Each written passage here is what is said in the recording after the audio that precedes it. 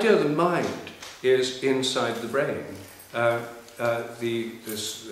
The eighth assumption of materialism is again a complete assumption. If you take the materialist view, the mind has to be inside the brain. Where else could it be? It's nothing but brain activity. But we don't have to take the materialist assumption, and we can instead think about our own experience, because after all, our own experience is not irrelevant to consciousness. It is consciousness. And I think the easiest approaching point for thinking about this is vision and the nature of vision. How does vision work? Well, you all know the standard view. When you see me standing here now, light's reflected from me, goes through the electromagnetic field, enters your eyes, inverted images on your retinas, changes in the cone cells, impulses up the optic nerve, and various regions of the brain become active, particularly in the visual cortex. And we know in more detail than ever before which bits become active because of brain scanning. That's what we know. It's a very detailed description of what happens. But does that explain vision? Well, first of all, it doesn't explain the fact you're conscious of what you see, because consciousness is itself unexplained. In the language of the philosophy of mind, it's called the hard problem. It's the hard problem because no one knows how to explain the existence of consciousness at all. Secondly, all this is meant to be inside your brain. When you see me standing here now, you're not seeing an image of me located where I am. You're seeing a little Rupert somewhere inside your head. And the whole of this room is inside your head. And if you look out at the sky by day or night, the sky you're seeing is inside your head. A recent paper in one of the leading journals in this field was called "Is Your Skull Beyond the Sky?" And the author of the paper said, yes, all your experience is inside your brain, so your skull's beyond the sky. This is just a virtual skull created within this virtual world inside your brain. Everything you're experiencing is inside your brain. Now, when you think it through, it doesn't make a lot of sense. Most of us don't really believe that our skulls are beyond the sky that we experience. And I don't think it does make sense. And what I think makes much more sense is an alternative theory that's so simple it's hard to grasp. And that is that your image of the things you're seeing, including me, are located exactly where they seem to be. Your image of me is right here. Your skull is exactly where it seems to be. Your image of me is not inside your skull. It's outside your skull. It's in your mind, but not inside your skull, not inside your brain. And I think our minds extend beyond our brains in every act of perception. The mind is not confined to the inside of the head. That's simply an assumption. And no one has been able to prove it. And it's whenever people try and think about it within philosophy of vision or philosophy of mind, it leads to incoherent consequences, endless arguments and problems.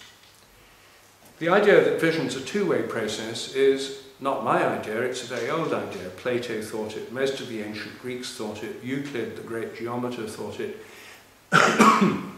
Traditional peoples all over the world believe it. And children under the age of 10 believe it, as Jean Piaget, the developmental psychologist, showed. Under the age of 10, children naturally assume that their vision involves something going out of the eyes as well as light coming in. But by the age of 10 or 11, Piaget showed that the average child learns the correct view, which is that thoughts and images are invisible things located inside the head. We've all been taught that at a very early age when we weren't in a position to question it, and our whole civilization has been hypnotized by this incredibly misleading view of the mind. We're now spreading it to the whole world through the educational systems of India, China, Africa, and everywhere else. This is what children everywhere in the world are learning as the scientific view, which of course alienates them from all their traditional philosophies and religions and makes them think this is smarter and better and cleverer view of things. In fact, it's a deeply stupid view of things that doesn't account for the facts at all. I think it's a shame, a great shame, that people are propagating these, in this case, I think, great falsehoods in the name of science. Anyway, it's a testable theory. It's not just a philosophical question. If your mind reaches out, you project out what you're seeing, your mind reaches out to touch what you're looking at, then when you look at another person, you should affect them just by looking at them. Of course, if they see you looking at them, there's nothing very surprising about that. But what if they don't see you? What if you're looking at them from behind and they don't know you're there?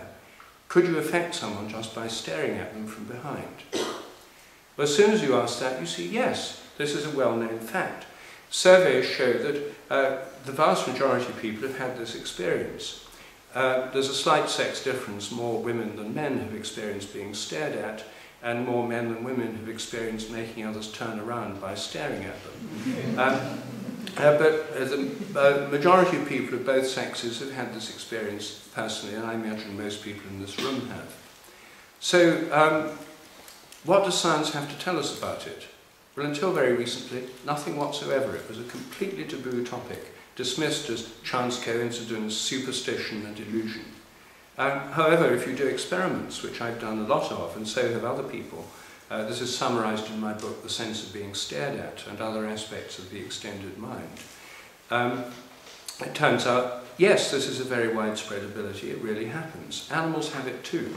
And I think it probably evolved first in the context of predator-prey relationships. Any prey animal that could tell when a hidden predator was watching it would tend to escape better than one that couldn't. So it makes perfect biological sense and evolutionary sense, it fits the facts, and it fits the idea of the mind as not being confined to the inside of the head.